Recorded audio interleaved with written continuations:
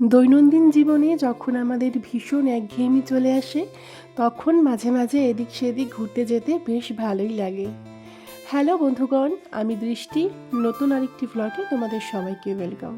আজকে তোমাদের সাথে একটা পুরনো ভ্লগ শেয়ার করব।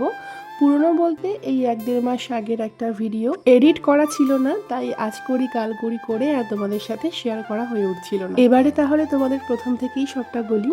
যেদিন আমরা ঘুরতে গিয়েছিলাম তার আগের দিন রাতেও আমাদের ঘুরতে যাওয়া নিয়ে কোনো প্ল্যান ছিল না। পরের দিন সকালে ঘুম থেকে ওঠার পর হঠাৎ করেই ঠিক হয়েছে, কারণ সেদিন ছুটির দিন ছিল। ঘুম থেকে ওঠার পর মনে হলো যে আজকে কোথাও একটা ঘুরতে গেলে মন্দ হয় না। ভীষণ সুন্দর একটা জায়গায় আমরা ঘুরতে গিয়েছিলাম। যারা আলিপুরদুয়ারের কাছাকাছি থাকো তারা তো জানোই, আর এখানে দূর থেকেও অনেক মানুষ ঘুরতে আসে। এখানে আমরা এর আগেও 3 থেকে 4 বার এসেছি, কিন্তু এখানকার প্রাকৃতিক সৌন্দর্য এতটাই সুন্দর, এতটাই মনোমুগ্ধকর যে এখানে একবার না বারবার আসতে ইচ্ছা হয়। আমরা গিয়েছিলাম তোরসা নদীর পাড়ে, যেখানে নদী আর পাহাড় একসাথে দেখতে পাওয়া যায়।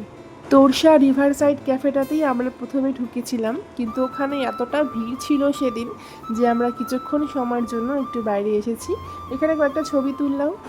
আর এখানের চারিদিকটা আমার এত ভালো লাগে, যদি এখানে আমাকে ঘন্টার পর ঘন্টা বসে থাকতেও বলা হয় তাহলেও আমার একটুও ক্লান্তি লাগবে না।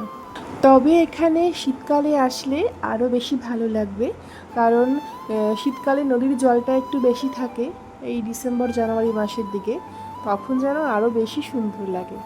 আমরা গতবার একবার শীতকালে এসেছিলাম এই পিকনিকের সময়টাতে, তখন যেন এখানকার সৌন্দর্য আরও দ্বিগুণ বেড়ে যায়।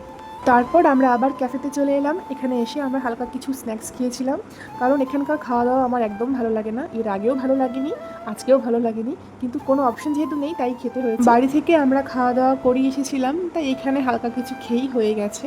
আর সোনামুড়ির খাবার আমরা বাড়ি থেকে নিয়ে এসেছি, তাই খুব একটা অসুবিধা হয়নি।